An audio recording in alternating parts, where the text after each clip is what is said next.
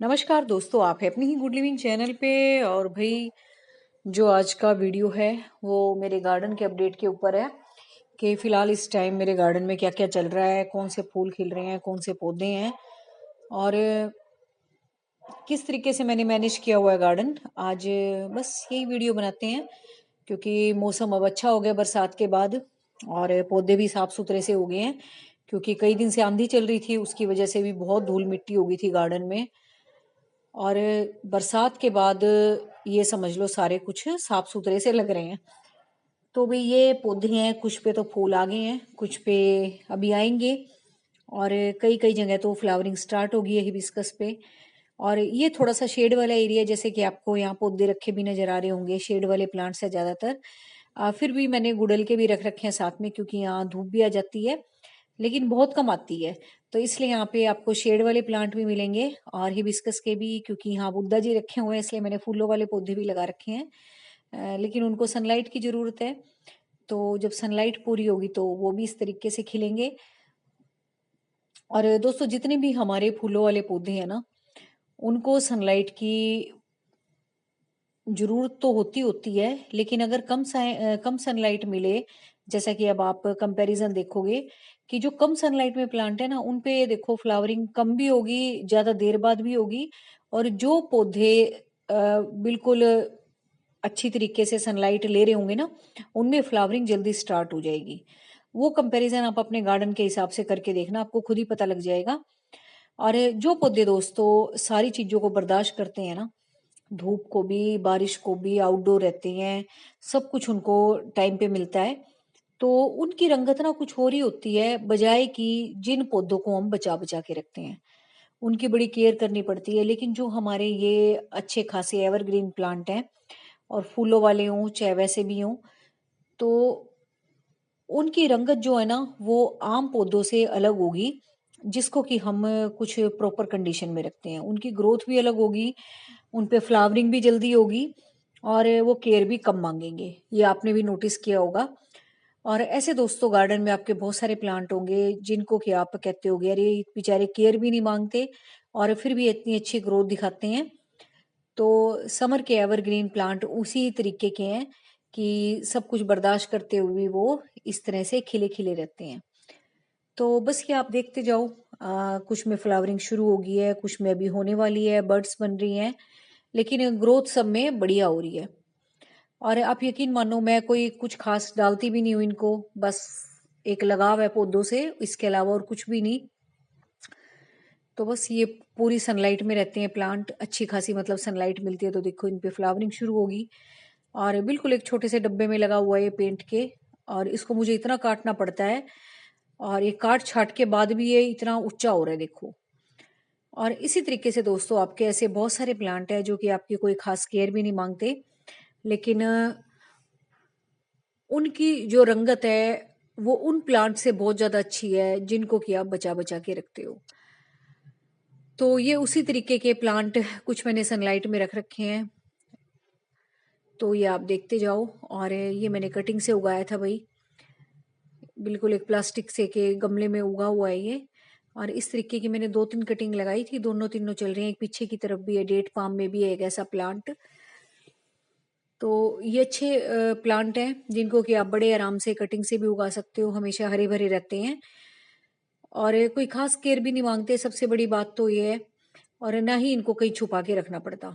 जैसे अब ज्यादा गर्मी पड़ रही है ना, तो हम सोचते हैं कहाँ रखें पौधों को जहाँ कम सनलाइट हो, लेकिन ये बेचारे पौधे सनलाइट को बर्दाश्त कर लेते हैं। और इनकी सुरक्षा के लिए भाई मैंने मल्चिंग के तौर पे छोटे छोटे से प्लांट इनके बेस में लगा रखे हैं कि एकदम से इनकी मिट्टी ड्राई ना हो, कुछ देर तक मॉइस्चर इनमें बना रहे।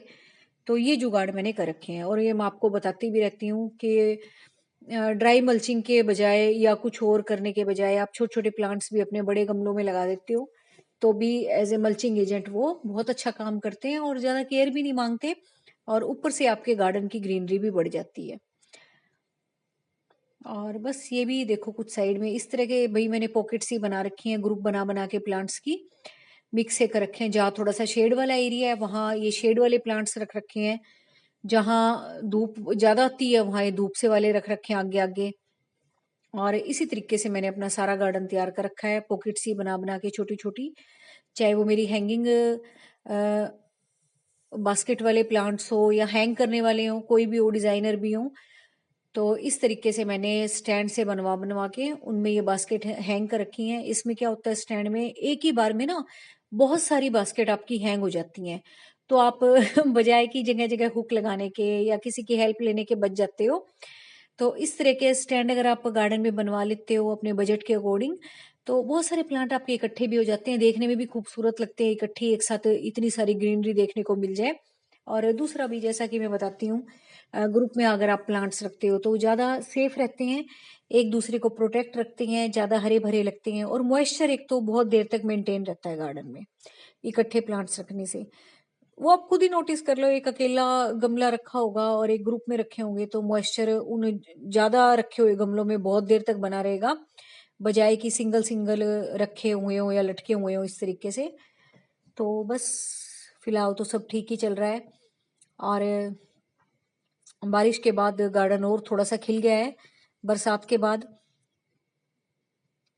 तो आप भी बताना कमेंट करके आपके यहाँ बारिश हुई या नहीं हुई।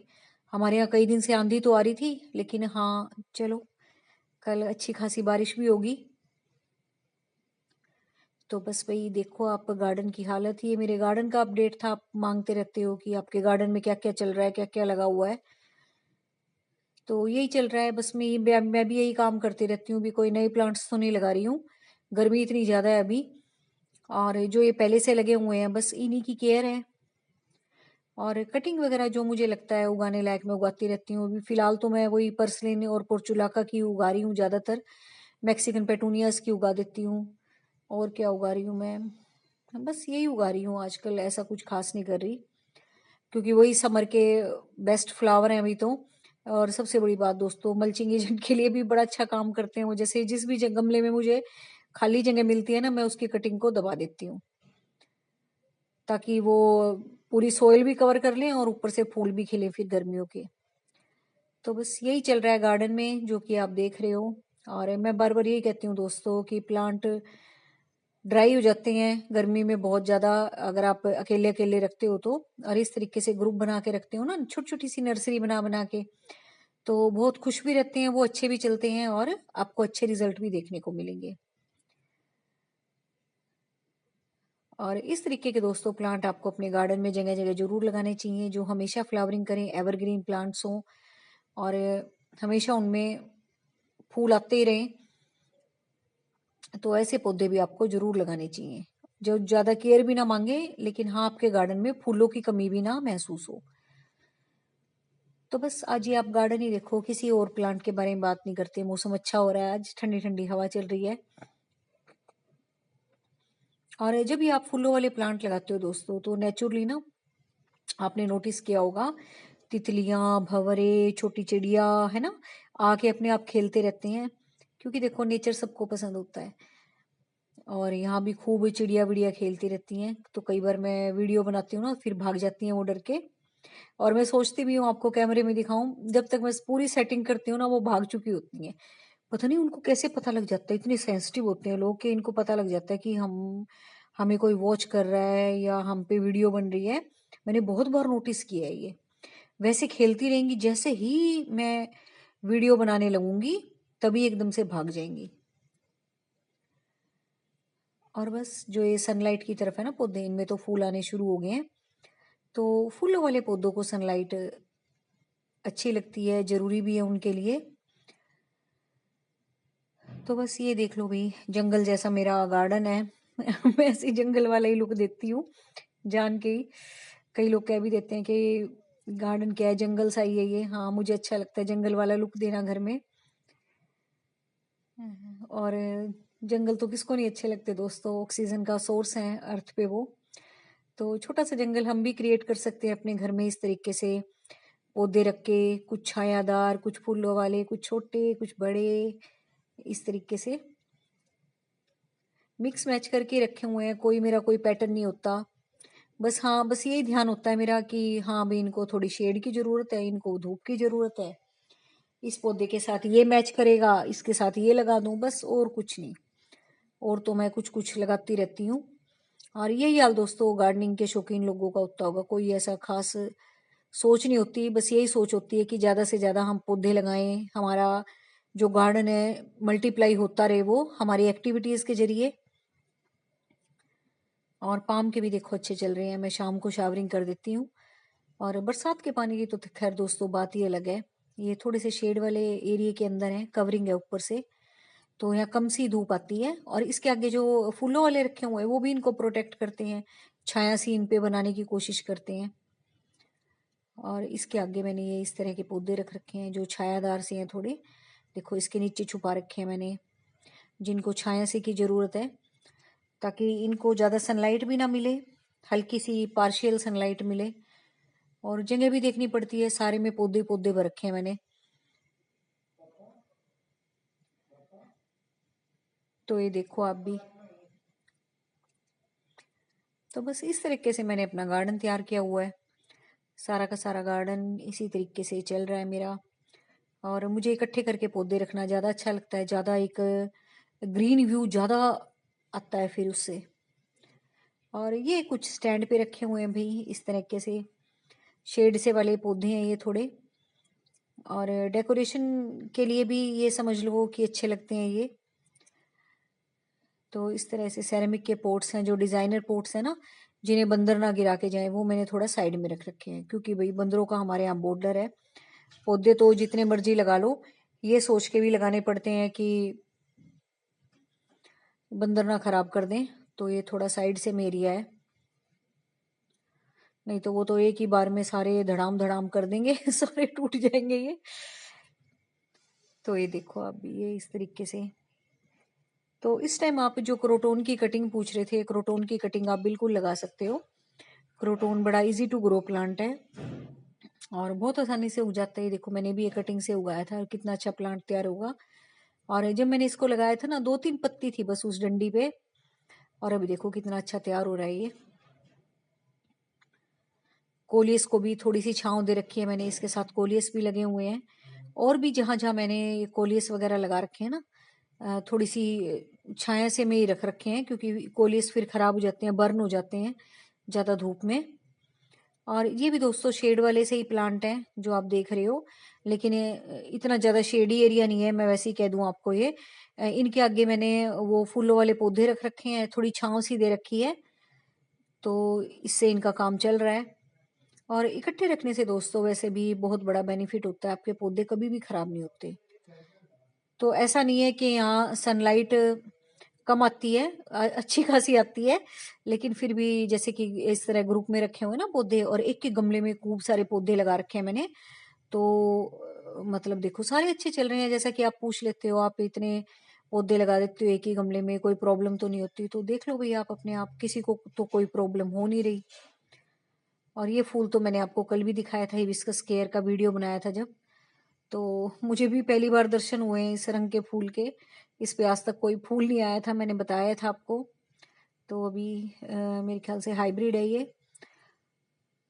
और ये देखो कितना अच्छा फूल खिला है इस पे, अभी 2-3 दिन तक लगा रहेगा ये, 2-3 दिन हो गए इसको खिले हुए। तो बस यही था गार्डन का अपडेट, सब ठीक ठाक चल रहा है। और नहीं होगा तो फिर हम संभाल लेंगे भाई, जो मैं आपको उपाय बताती रहती हूँ फिर मैं वो करके देख लूंगी, किसी पे कोई गड़बड़ भी होगी तो। तो बस यही था गार्डन मेरा, इसी तरीके से सारे पौधे चल रहे हैं। ऐसे ही मैं जुगाड़ कर करके पौधे लगाती रहती हूँ, किसी में कुछ लगा दिया, किसी में कुछ लगा दिया। कभी गमले होते हैं, कभी नहीं भी होते हैं, लेकिन पौधे लगाना बहुत जरूरी होता है। तो फिर घर से ही कई बार बहुत सारी चीजें निकल आती हैं, उनमें मैं लगा देती हूँ। और ये समस्या दोस्तों हम सबकी होती है, जिनको कि प्लांट्स लगाने का शौक हो, गमले गमले हमेशा कम पड़ेंगे ही पड़ेंगे। आप जितने मर्जी मंगवा लो, जो मर्जी कर लो, घर से भी जुगाड़ कर लो, जब कुछ लगाने जाओगे ना गमला मिलेगा ही नहीं। वो कनेर के भी जो मैंने कटिंग तैयार कर रखी थी, ऐसे ही इधर उधर कर करा के मैंने लगाए वो, क्योंकि उसमें जड़ें अच्छी आ गई थी खासी, अब पानी में रहने लायक नहीं थे वो, उनको जमीन देनी जरूरी थी। तो बस ऐसे इधर उधर करके मैंने वो भी अरेंज किए। तो उम्मीद है गार्डन आपको अच्छा लगा होगा, कमेंट करके मुझे जरूर बताना। तो बस आज का वीडियो यही था दोस्तों, बारिश के बाद पौधे खूब सुंदर लग रहे हैं। Thank you very much, take care of you and your plants.